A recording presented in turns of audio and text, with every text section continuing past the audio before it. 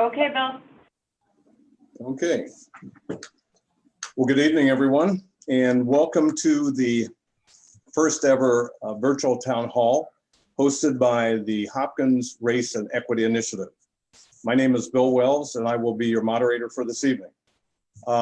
Tonight, we hope to have a really vibrant discussion with a number of key panelists that we have assembled, and we'll be exploring the dynamics around diversity, inclusion, racism, and particularly disparities and such here in Minnesota, and particularly in our western suburban neighborhood. The title for our program this evening is called Racial Disparities, Not in My Neighborhood. Now, for anyone who's been dialed in with what's been happening in the Twin Cities recently, we all know that back on Memorial Day, we had a most tragic event, and there's been a lot of focus all across the country on Minneapolis.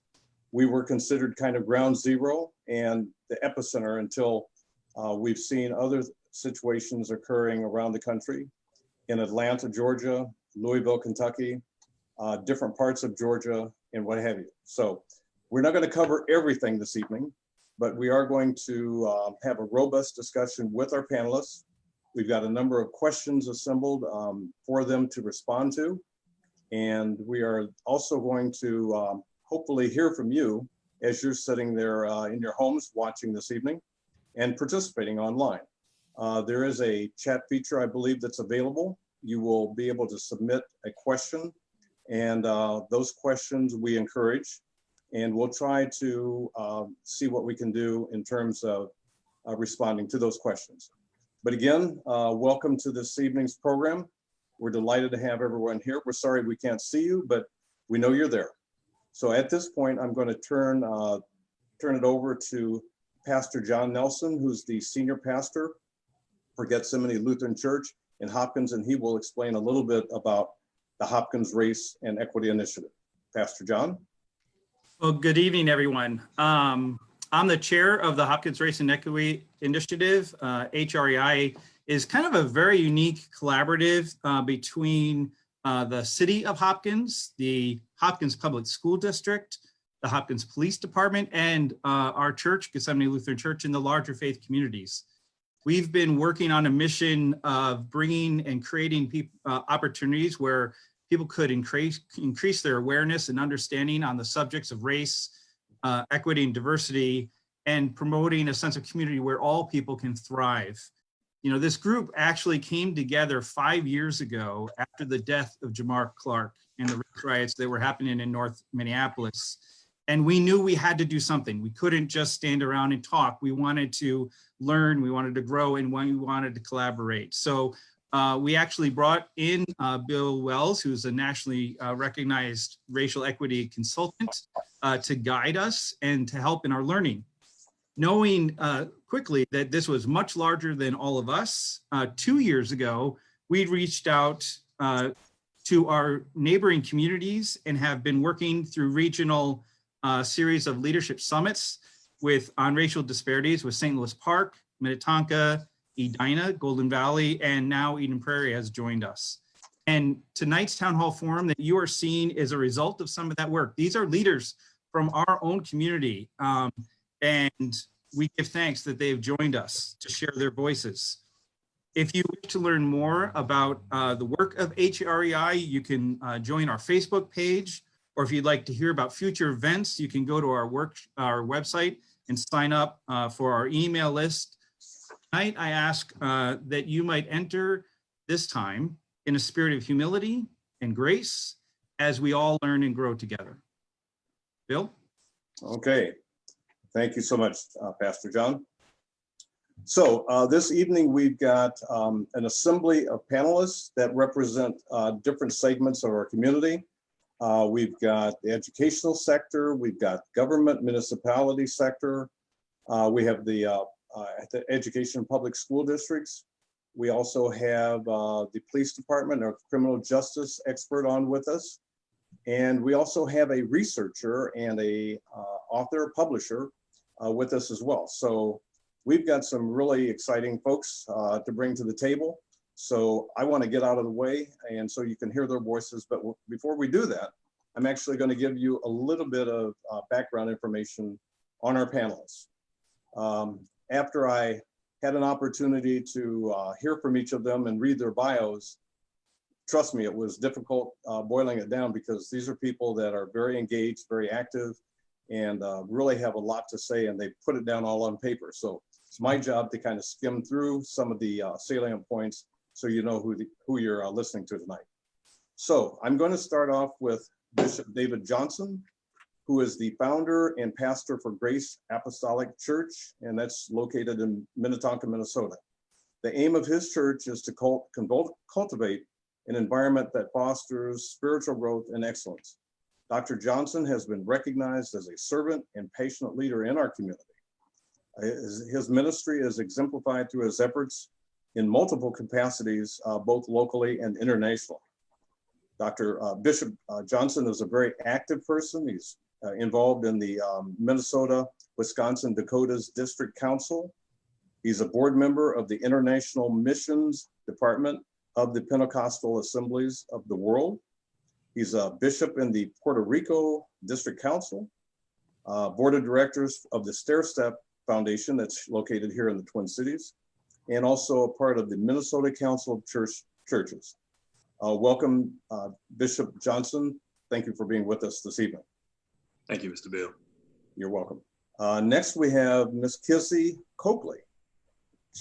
Kizzy was elected to the Minnetonka City Council in 2019 and is the first African-American woman to serve on the council. Kizzy graduated from Metropolitan State University with a degree in criminal justice and has spent her career advocating for positive reforms to the criminal justice system. As a leader in Take Action Minnesota's Justice for All campaign, Kizzy has championed a national movement in collaboration with the Target Corporation that changed hiring policies and improved criminal background check policies. Kizzy has also worked on Minnesota state legislation for several criminal justice reform initiatives. Kizzy currently serves as a domestic violence advocate at a local nonprofit organization and is part of the Suburban Hennepin Housing Coalition. Kizzy previously served on the Multicultural Advisory Committee for the City of Hopkins and co-chaired the Policy Committee at Cornerstone. Welcome, Kizzy Coakley. Next, we have Aston Osai. Aston began his career in education as a health and physical education teacher at Cretin-Durham High School in St. Paul. Aston then moved to the Osseo Area School District, where he served in different leadership roles, including assistant principal, division of leadership, teaching and learning principal, the director of educational equity, and assistant superintendent. Aston also spent time in the St. Paul Public School District as principal of Johnson Aerospace and Engineering High School. Austin joined the St. Louis Park Public School District as superintendent in 2017. His daily focus is to work on the achievement of the district's mission and strategic plan to continue to close the racial achievement gap. Aston also provides leadership throughout the St. Louis Park community as a member of the Children's First Executive Committee, the Rotary, Human Rights Commission, Crime Prevention Board, and Keep Every Youth Safe initiative. Welcome, Aston Osai. Next, we have Julia Ross. Julia Ross is an employee of the Hennepin County and has held multiple positions in the Human Services Division. Currently, Julia serves as the Joint Community Police Department Program, the JCPP. She's a community liaison and is assigned to the Hopkins Police Department. Julia is a graduate of Minnesota State Mankato, formerly known as Mankato State University, where she majored in social science, social work, and political science. Julia is personally and professionally committed to working with diverse communities and bridging their relationships with both Hennepin County and the Hopkins Police Department. Her aim is to help ensure that people are treated with dignity and respect in every encounter. Julia is also a member of the Hopkins Race and Equity Initiative. Welcome, Julia Ross. Next we have Al Nunes. Everybody knows Al. Al is a legendary figure in the Twin Cities. He's recognized as an All-American basketball player at the U of M, drafted by the Phoenix Suns, and was also not too long ago inducted into the Hall of Fame at the U. Al also has an extensive professional career, starting with his role as a teacher and basketball coach for the Minneapolis Central High School. Al was also the director of sales and community basketball operations for the Minnesota Timberwolves. In terms of Al's corporate career, he served in numerous capacities, primarily with Pillsbury Company and Jostens. Al has also received numerous awards through his career, including National Scroll of Courage Award, the YMCA Community Service Award, Boy Scouts of America Service Award, National Outstanding Service Award, and also WCCO Radio High School Coach of the Year Award. Al currently serves on several boards, including the University of Minnesota Alumni Association, the Minneapolis Urban League, Colin Powell Leadership Center, the Metropolitan Economic Development Association, and Minnesota Youth Athletic Services. Most importantly, though, and this is where I want you to really think about Al Nunes. He is also a paraprofessional with the Hopkins Public School District and the director of a very unique program called the Invictus Leadership Group. You're going to hear more about that later on this evening. Welcome, Al Nunes. Thank you. Dr. Kirsten Delegard. Dr. Delegard is the director and co-founder of Mapping Prejudice Center at the U. She received her PhD in history from Duke University, where she trained as a women's historian. In her early research, she explored the history of women in politics. More recently, she devoted her energy to public history and unearthing the complex past of her hometown, which is right here in Minneapolis. This led to her project referred to as Mapping Prejudice. You're going to hear more about that this evening, and it's a really fascinating story that she has to tell. Dr. Delegard also holds faculty affiliations with the Department of Geography, Environment and Society, and the Heritage Studies and Public History program at the University of Minnesota. She's been awarded a fellowship from the National Endowment of the Humanities and has been a legacy research fellow at the Gale Library Institute. One little factoid that I think you'll find interesting, as part of Dr. Delegard's exploration of the past history here in Minneapolis, she has also written about the beloved Prince. Yeah, the entertainer Prince. So with that, welcome Dr. Delegard. And I believe I covered everyone. So with that, I would like for us to get started. And we're going to now move into the different questions. And so I'm going to start off, and Kirsten, I'm going to ask you a question. And then if anyone else has a specific comment that you need to make, we'll address that as well. Dr. Kirsten, are you ready? I am ready. Okay, very good. What are the underlying race and diversity issues facing West Metro area cities, such as housing, schools, small businesses, the faith community, law enforcement agencies, immigration, and etc.? Okay, so how much time do we have for this? that's a big starter question there. Yeah. So as Bill talked about in the introduction, Mapping Prejudice, my team has focused on excavating the history of structural racism in housing in particular. So our team has worked together with community and mobilized community labor to read historical property deeds that have racist exclusionary language in them. And our purpose with this was both to create new visualizations and data sets that can give people who haven't personally, especially people who haven't personally experienced racism in their own lives, a sense of how widespread, how overwhelming structural racism has been in the Twin Cities. So it's the visualizations, it's the data set is one piece of it, but it's also the educational piece of reading these historical documents. So those of you who are teachers know the power of, for students to read things themselves and have that sort of that experience. That's what I was trying to do with community groups.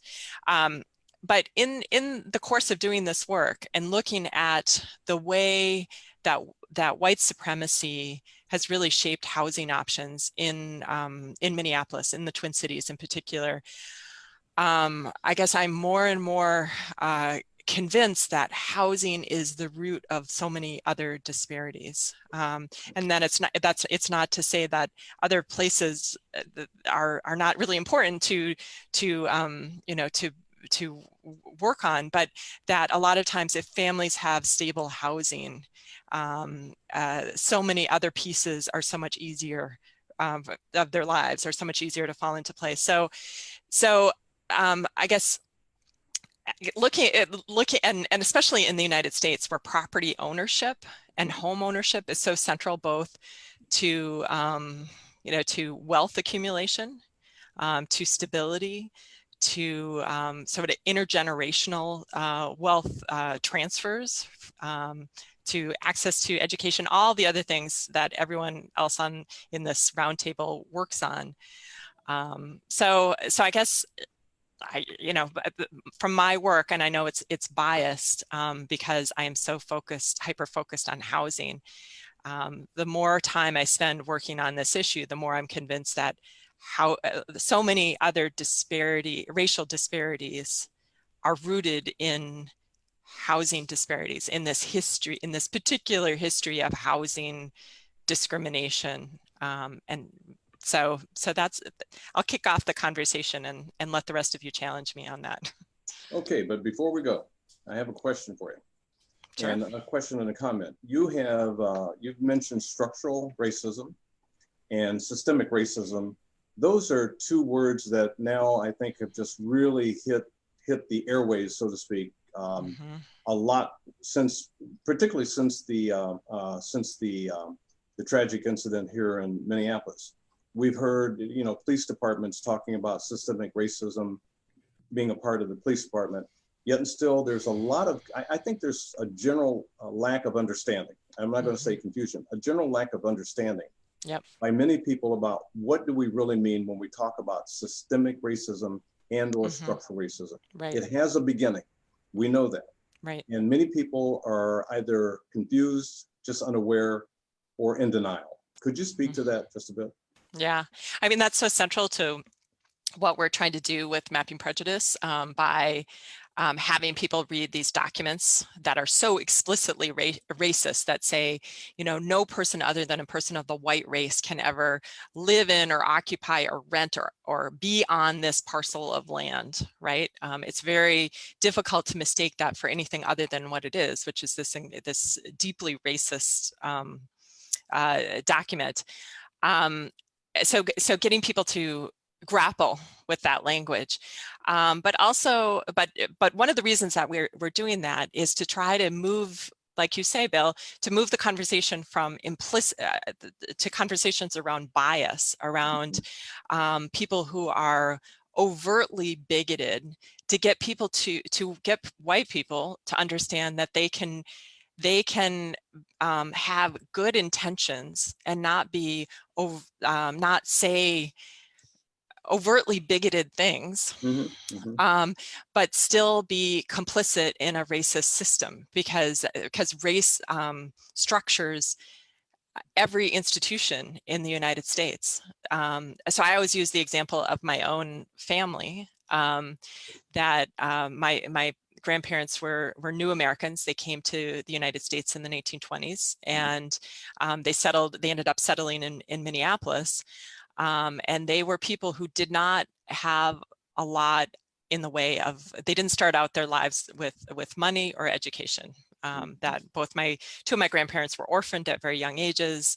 They worked, my grandmothers worked as domestic servants, and my grandfathers worked in, lumber camps. And But both sets of my grandparents were able to buy houses in 1942.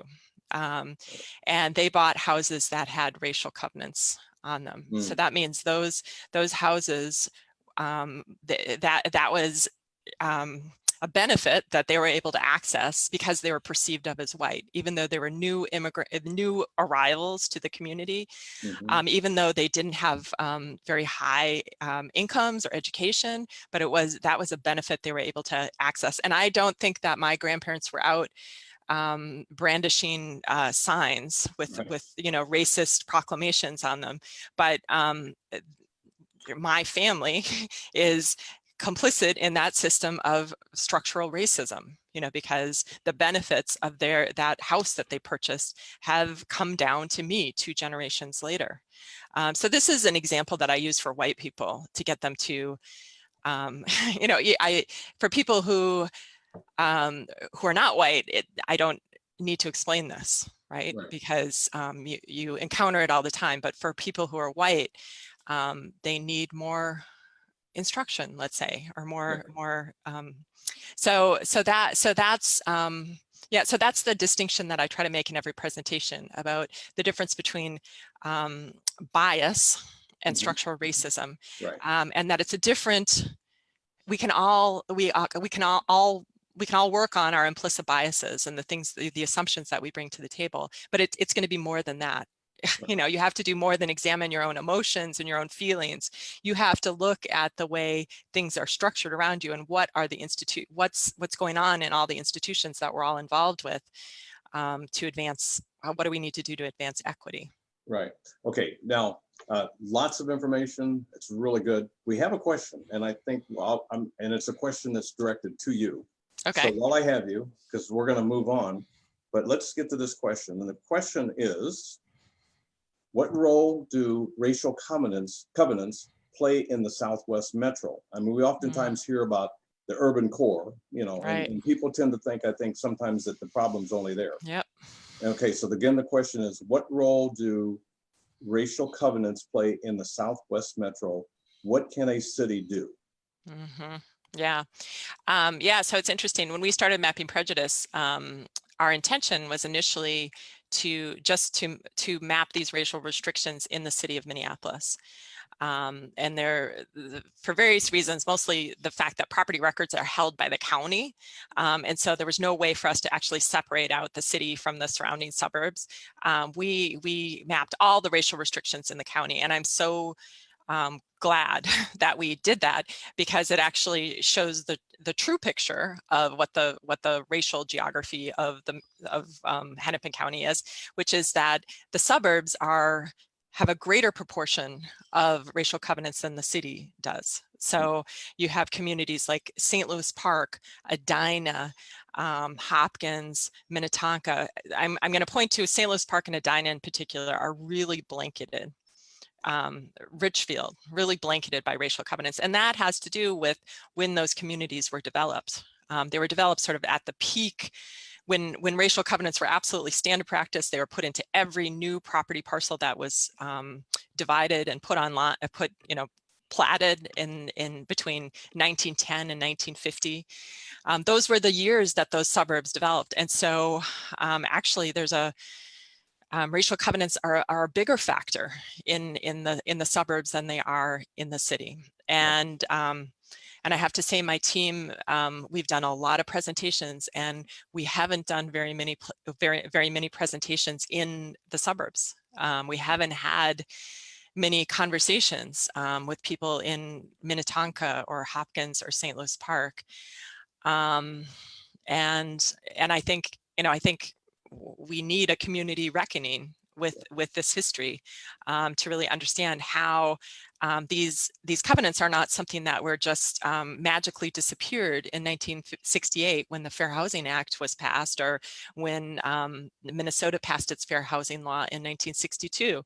But we're still living with the legacies of these restrictions today. And they, again, like cascade through communities, through families, in myriad ways. And the first step is obviously acknowledging that these legacies are real and that there's and then deciding how are we going to make reparations, you know, for these. What do we have to do? We can't just take a barrier down and say, okay, everything's fine now. And frankly, we've tarried too long with 50 years since the Fair Housing Act, not actually making amends or even enforcing those laws, frankly.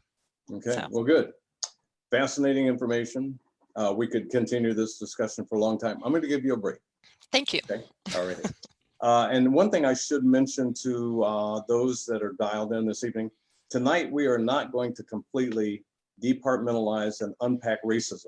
We are not going to be able to do that tonight. That's a much broader discussion. But for those of you who heard Pastor Nelson's opening comments, the Hopkins Race and Equity Initiative really is focused around education and awareness and understanding. So we spend a lot of time together in a workshop environment exploring the past and how racism became a product of this country through the way the country was formed. So again, thank you again for your comments. We've got a couple of other questions. Maybe later in the program we'll come back to you. Okay? That's good. But thank you. Okay. All righty. So we've got other questions, and Julia, if you're on standby, I'm ready to send something your way. And the question for you, Julia, is what are the racial and diversity challenges specifically within your organization or in your field? It doesn't have to just be within your organization. Sure. Thank you, Bill. I'm gonna speak in a few generalities, but I can speak specifically to the Hopkins Police Department that I've been a part of for the last 5 years. I think probably one of the biggest ones that the Hopkins Police Department faces, as well as a lot of the surrounding communities, would be the hiring and the retention of officers of color. This has truly been an issue for many of our communities for a very long time. And there are several reasons why, quite obviously. I'll start out with saying we are not seeing the candidates come through. I'm going to be very honest with you. I've been on the hiring panel. I know Pastor John has said, and we tend to do our hiring panel in a community focus. So we have a community focus. So myself, usually one or two other community members, maybe one of the chaplains or so that sets in. And then we also have the law enforcement focus. So you go on to, the panel for law enforcement. And so we've been very successful in doing that. Again, because we may not see many officers of color come through, but I want to make sure that if we are hiring someone, and I'm going to pick on, one of our northern cities, Duluth, or, so forth. If you're coming from an area where you maybe don't see a lot of people of color, I want to make sure, I'm not going to hold that against you, but I want to make sure that you have an interest and you have a willingness to learn, that you have a basic understanding of how to engage with communities. Because I do feel like many times, people are a little skittish, or, I don't want to use the word Black or African American because I'm not sure. So I want to see that they're comfortable with engaging with a person of color. And I just got to tell you, many times when I'm greeting someone at the door, they're a little shocked to see me greeting them at the door because they're not expecting, a person of color within our agency. So that's been a huge challenge. I think also the way that we've been recruiting in the past, it used to be, we'll put it out there with the League of Minnesota Cities and, we get who we get. And now we're really focused on truly recruiting. So we are engaging in more job fair and career fairs. We are talking with some of the interns and using social media, getting at some of the affinity groups that we can, maybe engage with to try to engage these officers. We're also competing with larger agencies. We're a smaller agency. We don't have the big budget of some of the larger cities, so we're competing with those agencies. We don't always have the same promotional opportunities, again, because we're a smaller agency. So there are many reasons. Like Kirsten, I could go into it, but I do want to just say two other things. I do feel like there is a willingness on the part of many of our law enforcement agencies but I really feel like we really need to look at some structural changes. And I think we're very comfortable within our roles and within our agencies, but when you start to introduce people from other cultures, you know, how do we start to engage? How do we, you know, we talk about assimilation, but at some point, everything can't be assimilated, you know.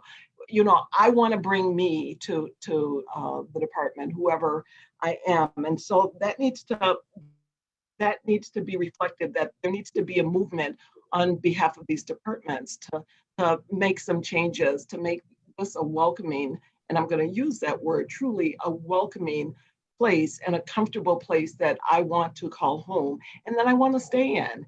And, you know, I can tell you, and just a little bit of a story, when I took my position, I actually took a step back because I wanted to get back with the community. I was in within a management position within the county, and I took a step back because I was kind of done with the meetings. I wanted to get my hands dirty a bit, and that's that social work aspect of what I've been doing for a number of years, and this job has truly allowed me to do that, and I'll talk about that later. And then just the last thing is retention. How do we support those officers? Because many times when an officer of color shows up, you know, again, people aren't always expecting that. Some people are totally fine with it, and others are, you know, I'm not quite sure. And we've had some of those experiences within our community when there are, and I'll just say, officer-involved shootings or an incident. The way that an officer of color may see that is different than, you know, the way a white officer may perceive it, obviously based on their experiences and so forth. So there's many layers that are going to go into recruiting and retaining officers of color. And I really think that it can be done, but there needs to be a conscious effort on both the officers as well as the agencies. Right. Well, I'm glad you picked up on the retention piece, because you know I was going to ask you about that. Yes. We can't just do recruiting. No, we cannot. But Julia, you've got a lot of experience on throughout the organizations, and you've seen a lot of different organizations, just not only at the work organizations, but you've seen a number. And we all know that there's a word out there that we hear that's being thrown out there a lot that really impacts not only recruitment, but particularly retention, and that's culture. What do you think needs to happen in organizations to address the culture? Because Dr. Delegard talked about the structural and systemic racism that creeps in there. How does that impact the culture of an organization? I definitely think it impacts the culture of an organization, because, you know, if I grew up in, you know, I'll just say Hopkins, you know, St. Louis Park, and now you're trying to recruit an officer whose lived experience is not the same, you know, there are sometimes conflicts around that. I recall one of my first years that I was there, an intern, and this particular intern would always take off his shirt when he would go back home to North Minneapolis. And, you know, a lot of folks in my organization didn't understand that. And so, you know, my role oftentimes is the mentor for a lot of our interns and our cadets of color, as well as to help our officers and administration understand the culture that that young man came from is not going to see him as the hero that many of your cultures will see you as. So it really is about learning and understanding our shared experiences and our backgrounds. Very good. Okay, there is a question that came in that I'd like you to respond to, and then we'll move on. Okay, and the question is, what is the impact of Ban the Box been on? Freezing up, so I'm not hearing you. You can't hear me? Okay, sorry about that. Try it again. What is the impact of Ban the Box? What has that impact been on people of color applying for police jobs? Are you familiar with that? I didn't get it. What's the impact of what, Bill? I'm sorry. The impact of Ban the Box. Ban the Box. I'm not familiar. Not familiar with it? Okay. No. Well, I'm sorry. Someone else is. No problem.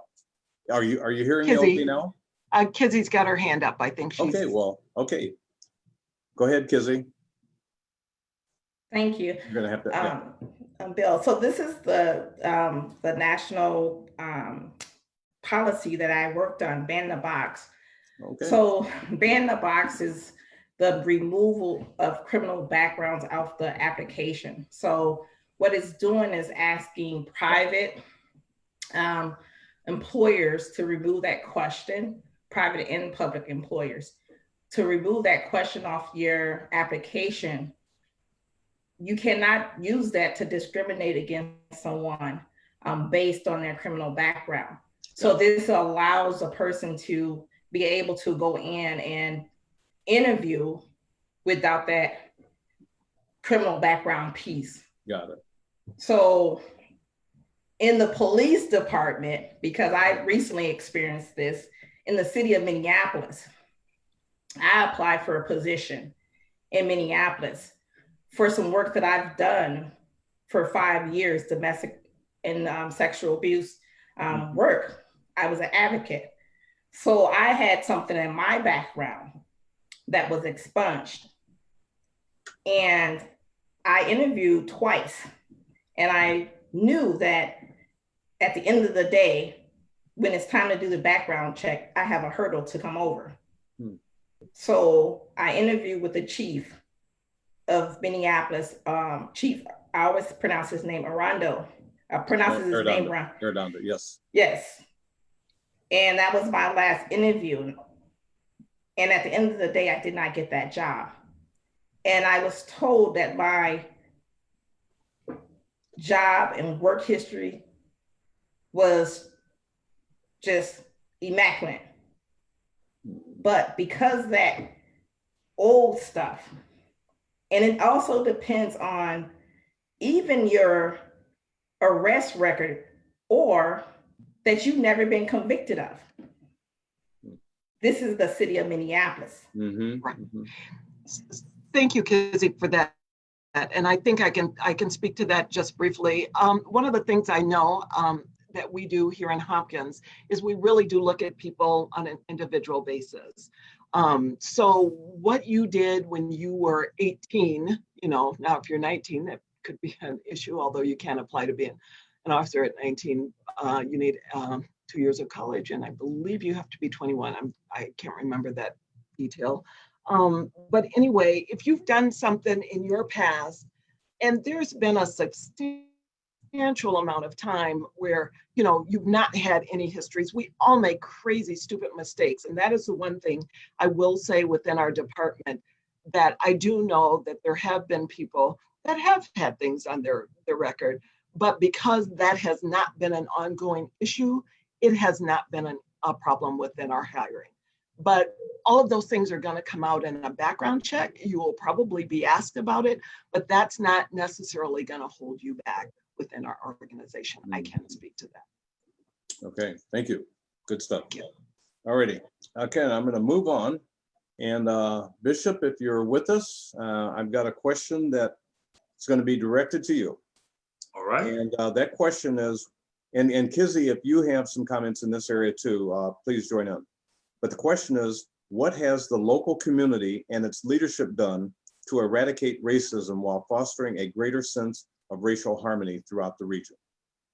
Can you speak to that? Yes, I would like to say, Bill, to our viewers that I think the community has done the best they can do thus far, meaning that the community has worked diligently on putting out fires when issues arrive. Then we work towards those issues and or the larger perspective rather than streamlining the work that is needed for long-term change.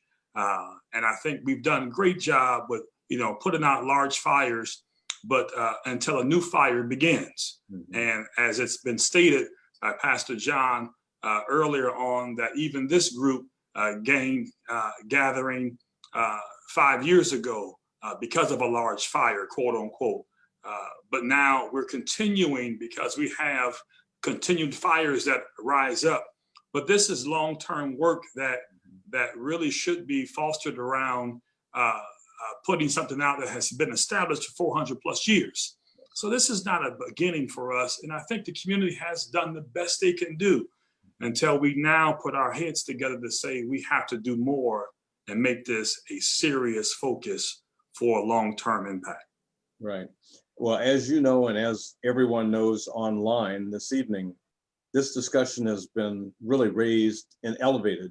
A lot of attention being addressed, but to your point, it's not good enough just to put out fires. And it's not good enough for us to get all up in arms and everybody gets all worked up because of an incident. Now, I would say to you, and I'm sure you'll probably agree, that as tragic as it was, there is, I would say, hope, if you will.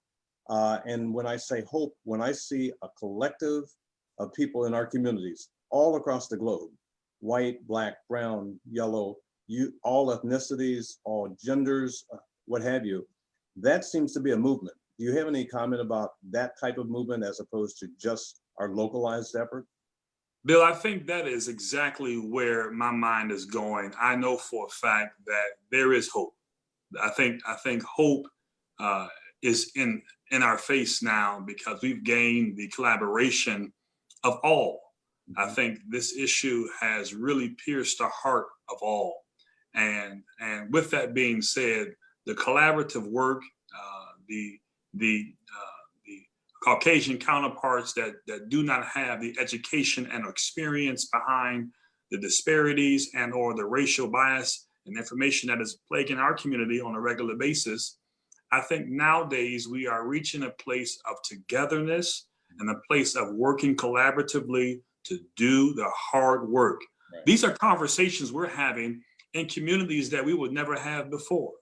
To your point, Mr. Bill, we see even in my personal, local, and international communities in which I serve, that conversations are popping up that normally wouldn't happen.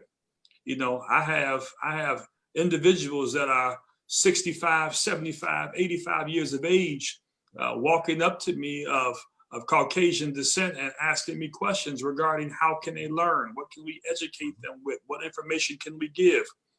That wouldn't have happened in the 60s and 70s. No. Okay, I think we've come a long way and we're doing greater works now. I use that phrase properly in the Word of God. Greater works now based upon the shoulders of the individuals that have paved the way for us to get to where we are today. Yeah, excellent, very good. Kizzy, do you have any thing you'd like to add? I know you're kind of the community activist as well, and especially in your work. On the question that I asked, do you need me to repeat the question? Sure, if you could repeat it for me, please. Sure, okay, sorry about that. Okay, the question is, what has the local community and its leadership done to eradicate racism while fostering a greater sense of racial harmony throughout the region? If you're not ready for that one, we can move on. I'll let you marinate on it. No, I can respond to it. I would say that from our organizing platform, I've seen cities from St. Paul to Minneapolis to now all across the state of Minnesota and other states as well, where everyone is organizing. And I think when you are dealing with racial issues, you're gonna need organizing. And I think that is the foundation that we've been doing for over 401 years. We've been doing that. This is something that we've always done. And so we continue to do it. But now we're coming together. We see, like Pastor Bishop said, that we have everyone coming together from all social, economic, race. Everyone has come together. And I think that's what's the big difference now. Even myself living in Minnetonka, realizing that my neighbors who are 80 years old saying, Kizzy, what is going on? Mm-hmm. And my neighbor is a retired police officer. Okay. And he's asking me, what is going on? What can I do? What do we need to do? And those are the conversations that I'm hearing through the community, Minnetonka and other cities as well. And that's what it's going to take for us to eradicate what's happening around race. Yes. But we have to have honest conversation. We can't sugarcoat what's happening. And we need all of our white counterparts to step up and to be educated. And for me, I try not to take offense if I have to educate. Sometimes people say, well, we shouldn't have to educate. We're exhausted. We are tired. Yep. But I'm even more tired if I don't educate, because sometimes you do need to educate. And so I'm willing to educate at the cost of me being exhausted, because I'm exhausted if I'm not educating, and I'm exhausted when I'm educating. So I'd rather educate than not. So I think that's what it's going to take. Okay, that's good. In the HREI environment, we've talked about community conversations for a long time, and more lately, we've talked about having uncomfortable conversations. And in that regard, it puts the onus on everybody who's involved in the conversation. As a person of color, I may not like it, but I need to have that conversation. And if my white counterpart is uncomfortable, and if we're both uncomfortable, we have to power through it. Because if we don't have the conversation, it's just going to remain dormant, and that's not good, because it just festers and then it gets even worse. And the last thing we need to do is have people who are not experiencing the impact of racism feel as though they're so uncomfortable that they don't want to engage in the conversation. They have a role to play as well. And you can't put everything on people of color to educate everybody else. There are ways for people to educate themselves. And so we're going to get into that. I'm going to move on, and because we'll come back to this kind of conversation. But again, like tonight, we're not going to completely unpack racism, but we're just going to explore some different dimensions. And again, for those of you in the audience, we look for your questions and such, because one of the things we do with HREI is we design workshops or these community conversations based on your input. We don't just try to sit in the room and dream up stuff. We really want to make it so it impacts and it gets right to the heart of what the issues are that people that are online are looking for. So I'm going to switch gears, and because we're going to move into an area that we're going to talk about some of the things that are happening, some positive things that are happening, because there are a lot of good things that are out there. But one thing in particular is we've got an individual, Al Nunes, is on with us, and I'm going to ask Al and both Austin, our superintendent. I'm going to direct this question to the two of you. And the question is this: are there lessons learned, and what are the best practices that we can consider in creating a just society in the area?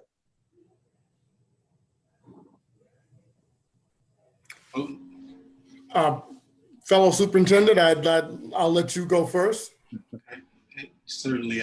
So thank you for the question. And, I'll probably answer this question through an educational viewpoint or lens. And, as I think about the question in creating a just society, I kind of go back to the compelling reason why I got into education in the first place. And that was around this ideal that public education was the key to the success of our democracy as a nation.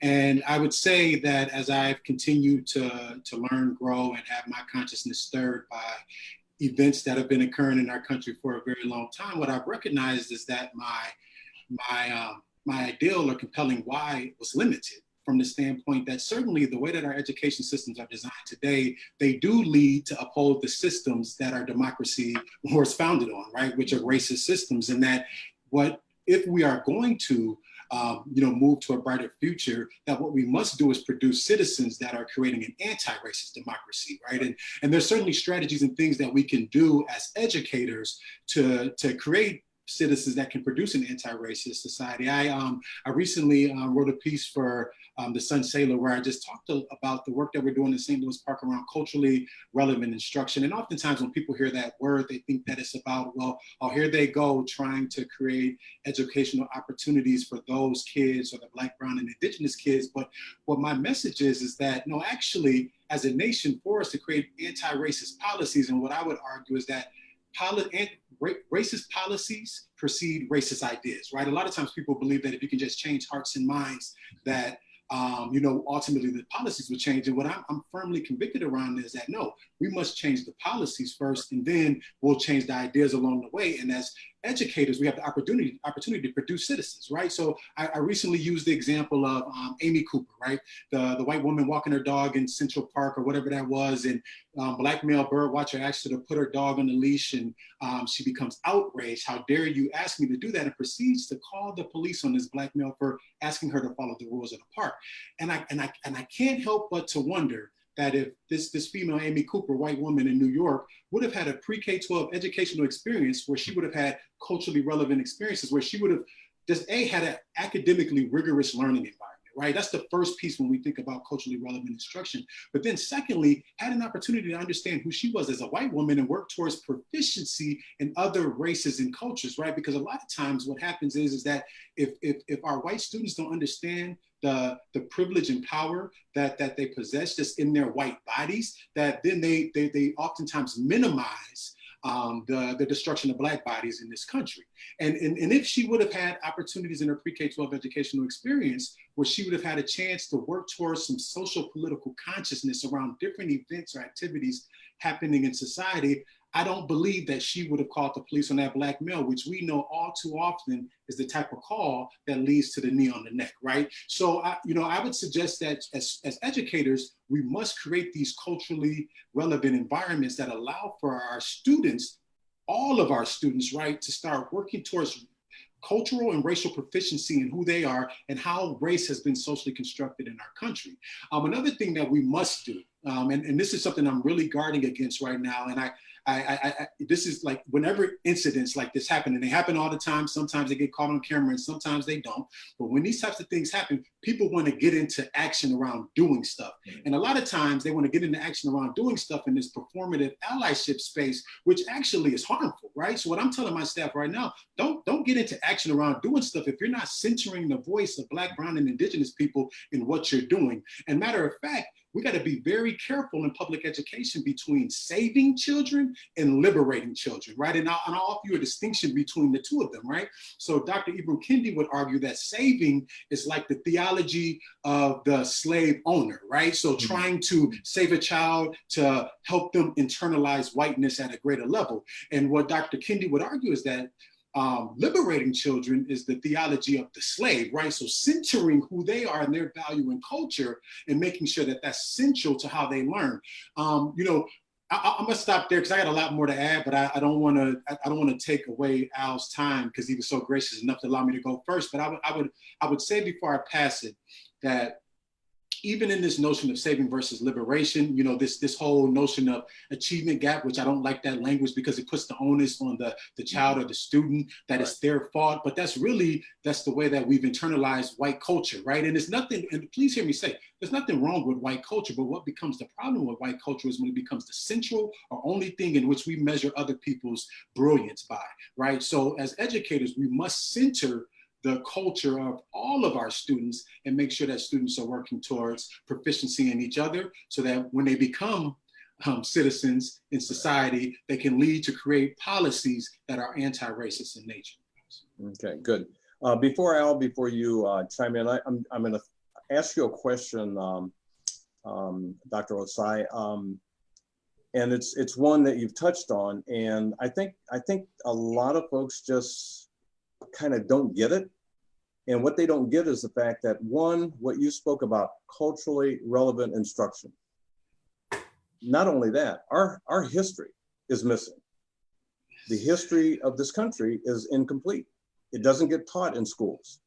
So kids, from my perspective, do not really learn about other experiences. I mean, the things that have been a part of this country, the Native Americans here, those stories have been glossed over, distorted, embellished, and then you look at the reality of where they are today. Same with slaves. I mean, there are sometimes people would say, well, slaves felt okay doing the work because they were given a place to stay and what have you. So I guess I'll just stop with that question. It's something, Al, you can be thinking about too, because you too are a professional educator. You've been educating your entire career.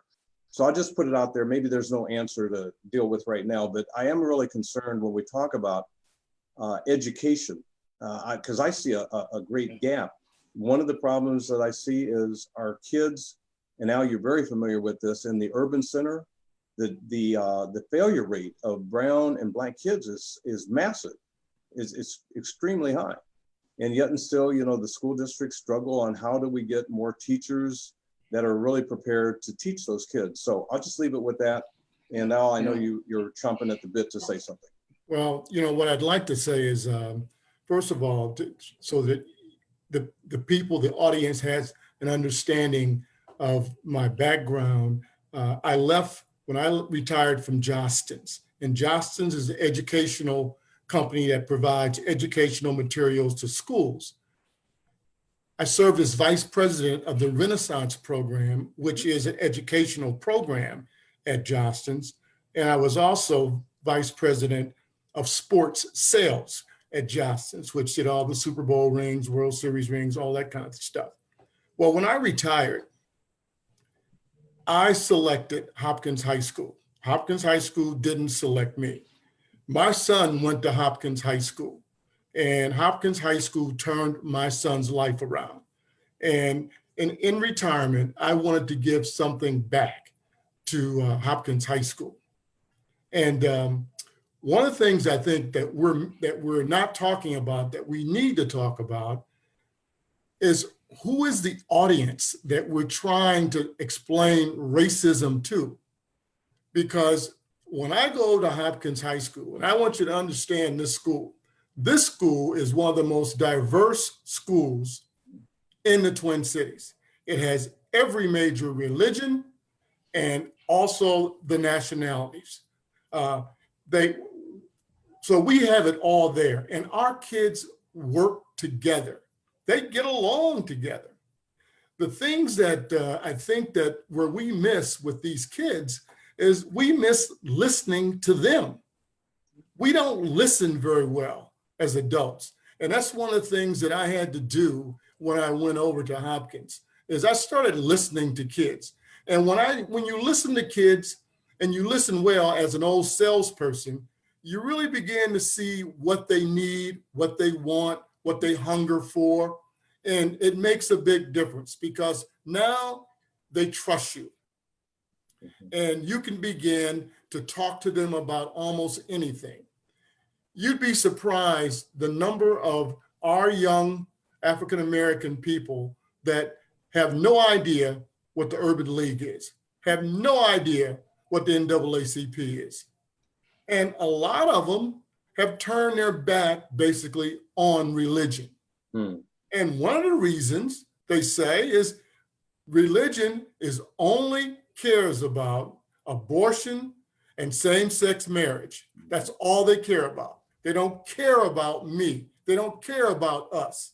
So you really got to listen to where these kids and what they're talking about. And one of the things that we talked about earlier today, we talked about housing.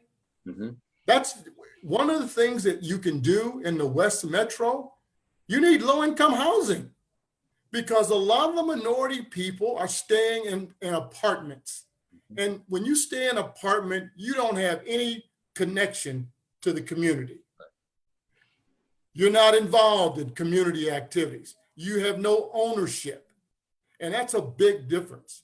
The other thing that I think that goes hand in hand with housing is our welfare system. Our welfare system really destroyed the Black family. You go back and think about what we did. When I say what we did, our generation before us, we took the Black man out of the house. We said, you can't live in the house because the mother is on welfare, so you can't be there. So where did our Black boys go? Where did they go? We all know a lot of them went to prison, a lot of them on drugs, a lot of them on, and we left the mother to try to manage that. One of the things that I found out at Hopkins High School is that I and one of the assistant principals said, what can we do? What can we begin to do to kind of pull these kids together? And I simply said, I want to work with African-American men, young boys. That's what I want to work with. And I said, I want to start with sophomores. Okay. And I'll build every year. The next year, I'll add another group of sophomores because the first group will now be juniors, and so on and so on, till I got to juniors, seniors, and sophomores.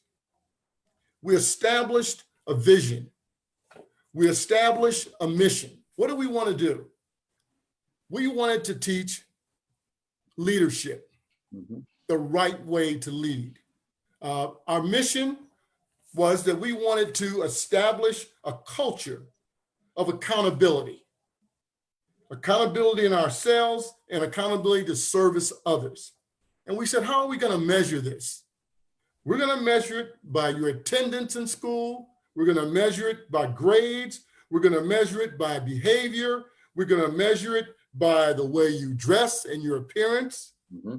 We're going to measure it by you showing respect to people around you.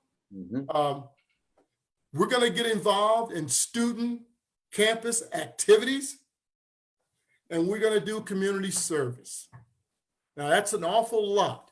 And one of the things that we also said, we're going to, in order to stay in this group, we've got to maintain a C grade average, a C. Not an A, not a B. You've got to maintain a C. And that's the way we really got everything started and underway. We also brought in motivational speakers. We brought in people, when I say motivational speakers, we brought in people from the business community, not the sports community, not the entertainment community. We brought in people from the business community who grew up just like them, that grew up with a single parent, grew up being raised by a grandmother, you know, so that they could see that they could be successful. It didn't depend on what your father or what your mother did. Your father may be in prison. Your mother might be on drugs. That does not determine whether you will be successful or not. So we had to get that straight in their heads. And we worked with that. We got to a point with this program that, and I'm going to end because there's some other things that we can talk about, but I can tell you what we did this year with this program. I was so proud of these guys. They put together a Black History Month at Hopkins High School. It's never been done before. Your students did These that? boys did this. Wow. They brought in Alan Page, who not only was an athlete, but Alan Page was also a judge here on the Supreme Court in the state of Minnesota. He came in and spoke in the auditorium where we had questions and answers. Our kids went around with mics and talked to him and asked him questions. We had Sharon Sells Belton, who was the first African-American mayor in Minneapolis, come in and talk. We had the president of the Urban League come in and talk, Steve Belton. We had our Senator Hayden come in and talk. So we've had a number of people come in and talk to these kids, and these kids sponsored that. What I'm saying is that we've got to listen and we've got to get involved with these kids, because these kids are very smart. They're very smart, and they're tired of listening to old heads like us that aren't listening back to them. And so that's kind of what I do. That's my wheelhouse. I love it. I love the kids. I think they love me. It's like I'm the father that they didn't have. They call me Grandpa. You know, they call me Mr. Al. And I'll end with this. My kids started calling me Mr. Al. And I said, "Why are you calling me Mr. Al?" They said, "Because you earn the right to be called Mr. Al." And I said, "Wow." And so anyone that talks to me now, if one of my boys come up and say, hey, his name's not Al, his name is Mr. Al, and that's what you should be calling. You know, it's I'm having a fun time at Hopkins High School. I hope I'll be able to go back. You know, this pandemic has upset an awful lot. And I've been asked by the kids all the time. They're on my email. They're texting me, "Are you coming back, Mr. Al? Are you coming back?" So I look forward to getting back in school. I look forward to continuing to build this program of leadership with these young men, with people from the community coming in and talking to them. We just do so many things with these kids. You know, kids, we have two poems. Bill, I'm sorry you got me started on this, but we've got two poems that we really live by. One is called the Invictus. Invictus poem. If you haven't read it, please read it. The other one is The Man in the Glass. And the way we use The Man in the Glass has just worked wonders with these kids because, you know, I ask them, "What do you want to do? What do you want to be?" And one of the young men told me, he said, "I want to be a doctor." Really? I said, "Okay. Let's sit down and talk about that. We'll talk about that off when everybody else leaves." I said, "Hey, you can't be a doctor with D's and C's. You can't be a doctor. Now, are you saying you want to be a doctor because you think that's what I want to hear from you?" Right. I said, "You know, what is the poem that we say? The man in the glass, you can't fool that person. He knows what you really want to do." So now I'm going to ask you the question again. What is it that you really want to do, Mr. Al, "I really love to be a plumber." "What? A plumber? That's great. You know how much money a plumber makes?" I said, "Hey, I'm going to bring a plumber in here and talk to you." I did. I brought a plumber in. I brought carpenters in. I brought electricians in so that these kids understand that, you know, look, you got to be true to yourself. College isn't for everybody. Right. Good point. Know who you are. And I'll leave it at that, Bill. Thank you, Al. Thank you. Okay, just a process check. I want to remind everyone out there to enter your questions on the Facebook live feed as the webinar chat room is not functional. So again, enter your questions through the Facebook live feed because the webinar chat room is not functional. I'm just scrolling here. Give me a second. I see a number of questions. And here's a question. I'm just going to put this out here to anyone that would like to respond. This is to everyone. What can we do beyond difficult conversations? And I think what happens is, you know, we have this as a conversation all the time with the Hopkins Race and Equity Initiative. We talk only, no action.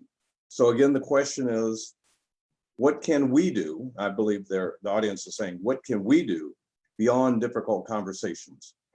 Now, I'm going to leave that. It's kind of open. Well, if I can, Julie, why don't you go ahead? You're part of this area. Go ahead. Thank you. One of the things that I am most passionate about, and I think those of you that are on the panel know me, I agree that there needs to be more action. And I do think that we need to take more onus for ourselves, for our communities, as well as the environments of you know, those that we work in. It was really nice to hear you, Al, talk about getting involved. I was very lucky to have two parents that got involved, siblings that got involved. And I think that came from my history, and I'll just share a brief story, but this is where I'm going. I had a grandfather, believe it or not, who was head of the white school board because he and his wife were the most educated in the town that, you know, my mom grew up in, but yet she and cousins, you know, kids could not go to school there. The other grandfather said, "You're going to be educated." He built a school for his family and the other kids of color. And so taking action and not accepting mediocre or not accepting the no's. And I really think as we talk about law enforcement, there are opportunities to get involved. We've got reserve officers. You can come and help with parades and some of those kinds of things. I do a summer youth program. I would love to have folks coming to help me with my summer youth. Kizzy was on my MAC committee. You know, we have um, um, a MAC group that meets once a month. If you're not happy with schools, get involved, parents. My parents were those parents that got involved. They went on the field trip, or you best believe if you were acting out, you did not want them called. And so it really is about taking our communities back. It's getting a hold of our kids and taking care of our elders. It is just not accepting mediocre. And I think, again, Kizzy, I totally applaud you for getting involved. I've been involved myself on council. I was a city council member at one point. So whatever it is, wherever your passion is, it needs to get out there and it needs to shine. Maybe you want to be a behind the scenes person. Maybe you're a grant writer. Be a grant writer, but help one of our organizations, that really could use some money, to further their cause. So I think whatever it is, we all have something to contribute. And I want to thank each and every one of you for the contributions you made to not only your community as your African-American community, but the community of which you live in. So thank you. Can I make a suggestion to you? Sure. This is Al Nunes. Can I make a suggestion? Yes, you can. One of the things that I think would be very helpful for the Hopkins Police Department, if the officers that you bring in, maybe it should be mandatory that each one of them spend some time in the schools, in the high school, in the junior high school, so they get a chance to understand how these kids interact, how they talk, how they get along with teachers, so that they when there is a confrontation, all the time it's not so much a confrontation, it's made to be a confrontation because these kids ask why. And a lot of policemen don't want to hear why I told you to do that. Well, these kids have grown up asking why. So, we need to understand that the kids today are a little bit different. They want to know, why do I have to do this? I didn't do anything wrong. So I think what would happen if by being in the schools and getting an understanding of how kids communicate today, work with each other today, it will help them do their job. That's just a suggestion. So let me speak to that, if you will, just real quickly. Thank you for that, Al. We are in a unique position in Hopkins, in our school district. So let me just say, we've got 7 schools within kind of our Hopkins boundaries, and they're mostly K through 6. We've got a couple that are older. We've got both of our junior highs and our high schools are in Minnetonka. So we share that. So we are not in necessarily the schools. We have a school resource officer, however, Officer Thomas, that almost all the kids know. So she at times will go into the high school and to the junior high. She normally teaches. So her role is not as an enforcer. And she is very clear, and we are very clear, that is not her role. So her role is really with bridging those relationships. She helps me with my summer youth program, which I do have a summer youth program that I reached out to this first summer that I've not offered a summer youth program. But hers has been through education, cybersecurity, teaching about kind of personal security. Kids, as they're starting to get their license, drinking and driving, we'll bring in the drunk goggles and things like that. So it really is building. So we in the Hopkins Police Department are all about engaging our youth, and we put our money where our mouth is. So for the last 4 years, I've had a summer youth program. This was the first year that I did not do a summer youth program because of COVID.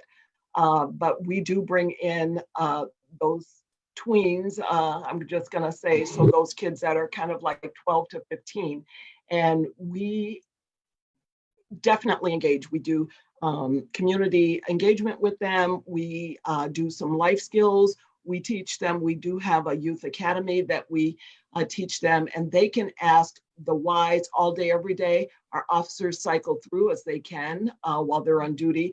So I will put it out there for Hopkins. We are definitely doing what we need to do with youth. I can't speak to other departments. Okay, let me get back to the question. And the question again, I believe from the audience, is they want to know, what can they do beyond just difficult conversations? Okay, so I'm going to open it up to the others because I think this is a really key question. My first reaction is active learning. You know, you can learn on your own. There are a lot of resources out there for you. If you don't want to just have conversations or you're not comfortable having conversations, do some research. There are books out there, and I don't have all the books in mind that would be the best to go to. I would also suggest that Dr. Delegard might have some suggestions. So I'm going to ask the other panelists to maybe dial in just shortly. Again, what can those people in the audience, those folks who are watching this evening, what can they do beyond difficult conversations to help them become more aware, more educated, more understanding of issues around race? Bill, one of the things they can do is get back to their school systems and have the schools start teaching the truth about American history. They can start there because, you know, I tell you how important that is. My class that I have, I talked to them about Black Wall Street long before it became popular this year with the riot. I got kids calling me, Mr. Al, you were Black Wall Street. You told us about that. That's stuff they don't know. Right. I told them that this continent, the American continent, Africans visited this continent long before Christopher Columbus. And I showed them the proof of it, showed them the stuff.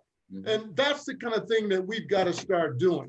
Look, slavery was not fun.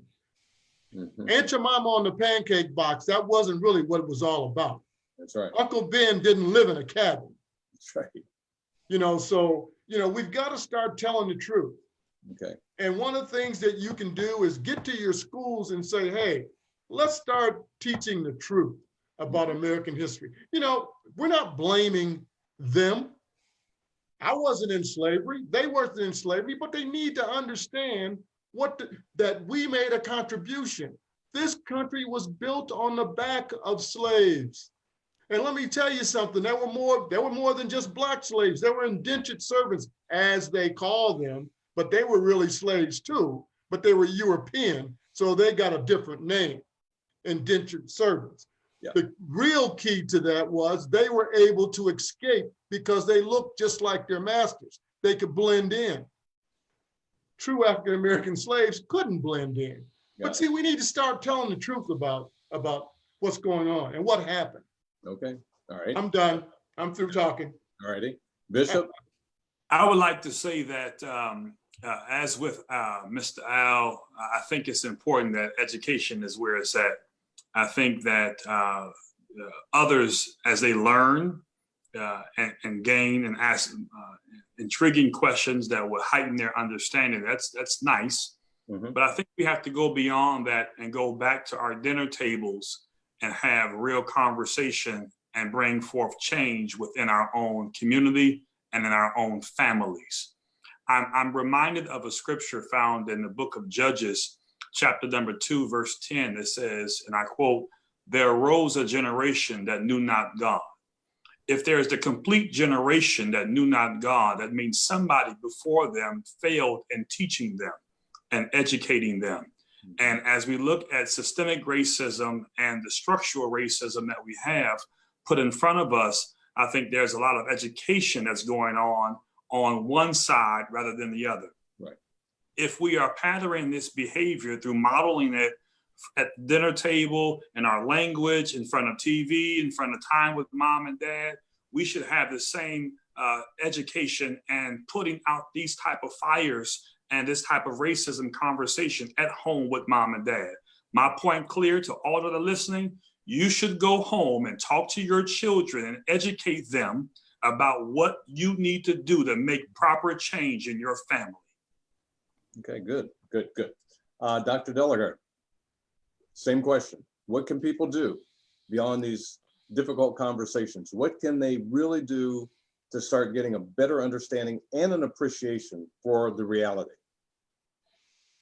First of all, I want to do a shout out that we have an educator's guide on our website, and we created this during the when the switch to remote learning happened, because we were getting so many requests from educators who wanted digital resources during this time. So that's a resource, and we've heard from a lot of people exactly what you're talking about. That they engage with this material, and then they have conversations around their dining room table. They have a conversation with their mom, their dad. It's usually the kids who are educating their parents rather than the parents educating their kids, let's be frank. So on our website, we have the educator's guide. We have a list of other some other resources that people can use. So that's a place to start. I always say that when people say, what should we do? I say, ask the people most affected by the policies, and they will tell you what to do. So my favorite place to go for that is the Alliance, which is a coalition of community organizations that are controlled by people of color, and they have created a policy agenda, which is very straightforward in terms of you don't have to agree with everything, but you can just pick one of those things, one of the things suggested, and advocate for that. Right? We don't have to do everything all at once. So that's a place to start. Since we're talking about the West Metro, I'm thinking about people always ask me, what is the contemporary racial covenants? Okay, so racial covenants have been illegal for 50 years. What are we doing today? And you can argue about this, but two things come to mind for me. One is the fact that so many landlords ban Section 8 vouchers for people trying to get housing. Another is the eviction before conviction ordinance in St. Louis Park. So these are really, this is working on very concrete policy items like that is not going to solve the whole package, but it's a place to start. And I think every time you get involved on any of these issues, it's an educational process, right? So one thing leads to another. So very good. Kissy, do you have anything you'd like to add? Yes, since we're talking about West Metro, and I'm going to talk about West Metro in the state of Minnesota. So one of the things that when you're talking about Dr. Delegard talking about housing, one of the things that I want to bring attention to, that I've been bringing attention to because I'm experiencing it, I bring attention to what I've experienced. So land trust housing. Yep. I live in land trust housing, and I've been in land trust housing for 12 years. Land trust housing, when you think that you are getting a house that you own and that you're going to create generational wealth like I would do, that's not what's happening. Matter of fact, your generational wealth is being taken from you. And I don't know if this was intentional, but that is a wrong that needs to be made right here in Minnesota. And so that's what I want to challenge the listeners and everyone else to start thinking about land trust housing. And so I'm gonna leave it at that. Thank you. Okay, all right. Okay, I've got something, again, a little process check. I want to make sure that I get this stated before, because we are getting close to the 8 o'clock hour, and this program goes until 8. Here's the note. We will post suggestions made tonight regarding programs mentioned on, so you can go to the HREI website and post your suggestions and such for tonight's program. We'll collect that information, and I'm sure we'll spend time in our upcoming meetings having a conversation around how we felt tonight went. But we'd like to really hear from the audience and folks that are sending questions in. No, we didn't get to all the questions that have been submitted. I tried to pick through the ones that I felt would be most appropriate for this particular evening's conversation. Even the questions that I had ready to go, we just didn't have enough time. So let's consider this, if we're going to work together, and I like comments that Al made and Julia and everybody, and the bishop said it too, you got to do the hard work. You can't just be passive and expect to become enlightened. It's like anything else that you do that you want to become good at. You've got to do the work.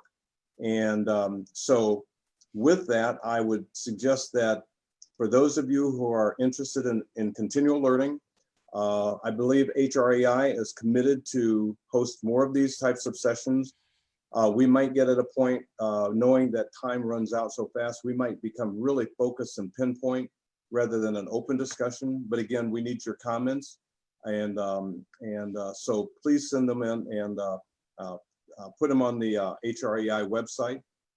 And so with that, we've only got a couple minutes left. So I'm going to actually give everyone, and you're going to have to be disciplined, folks. I'm going to give you an opportunity to provide some closing comments that you would like to make. What's the one thing that you would suggest people do? And what do you see your role in this ongoing conversation? Dr. Delegard, you're in my view right now, so why don't you start? Well, this is always my go-to is know your history. I'm echoing what everyone else is saying here. Right. Like, I think,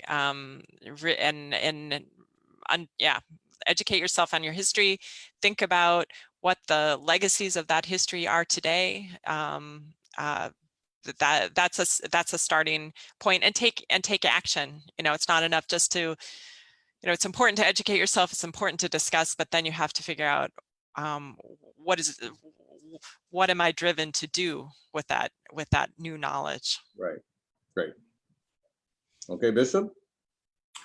I would like to say that white America needs to become pliable to the new normal that's at hand. As with COVID-19, there is a new normal of change and transformation. And as we are pliable, we become open. And I like to use that word very clearly, open for transformation and change. Open in our community, economic resources and transformation, policy, advocacy, the list goes on. Open for change.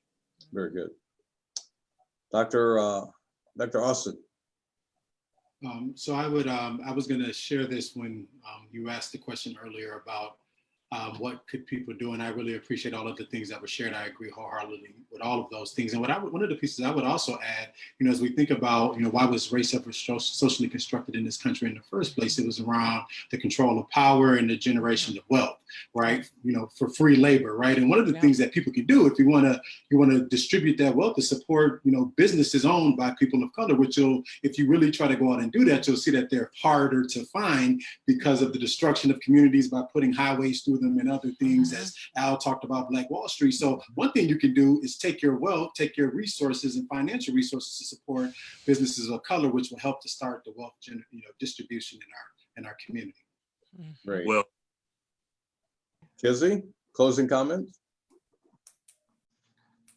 I would say basically just go sit and talk, have coffee, or eat with your neighbor. Get uncomfortable.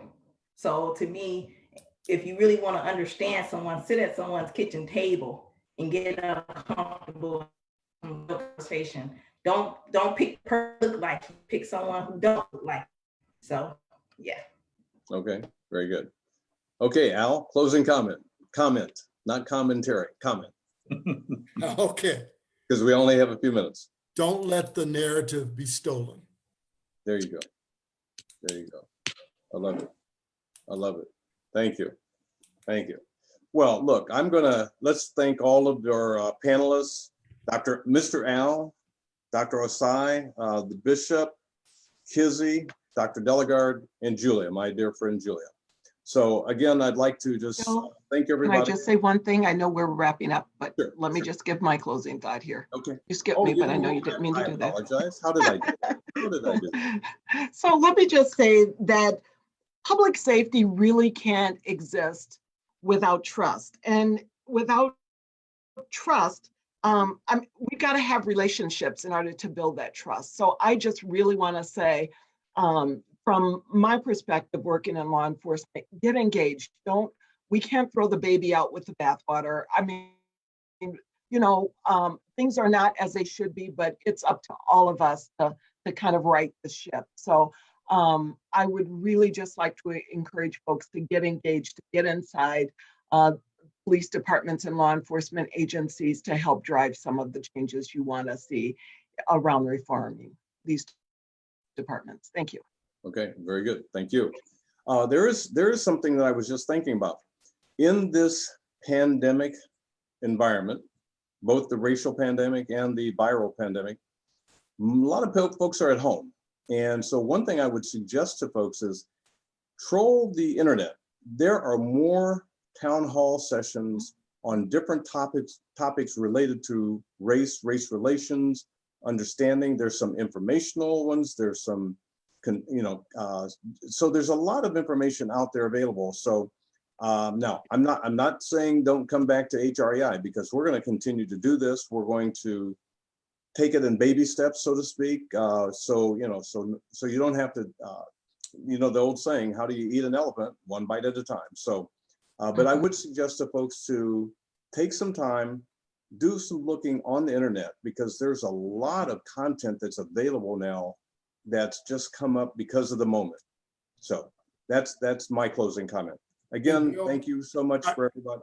Did somebody else say something? Yeah, I just want to add just a couple things, because I think it's important. When I simply said, don't let the narrative be stolen. Yes. Police reform. We're not talking about getting rid of the police department. They're talking about reform. And, Colin Kaepernick bent on a knee. Right. It wasn't about the flag, and it wasn't about the anthem. He said what it was about. We let the narrative get stolen, and we can't let that happen this time. Okay, I agree. Well, distinguished panelists, audience, thank you again for spending your Tuesday evening with us. It's been a warm summer day, so enjoy the rest of the summer, and make sure to come back and watch out for new programs provided by the Hopkins Race and Equity Commission Initiative, pardon me. So with that, thank you and good night. Take care. Thank you. Thank Hi. you.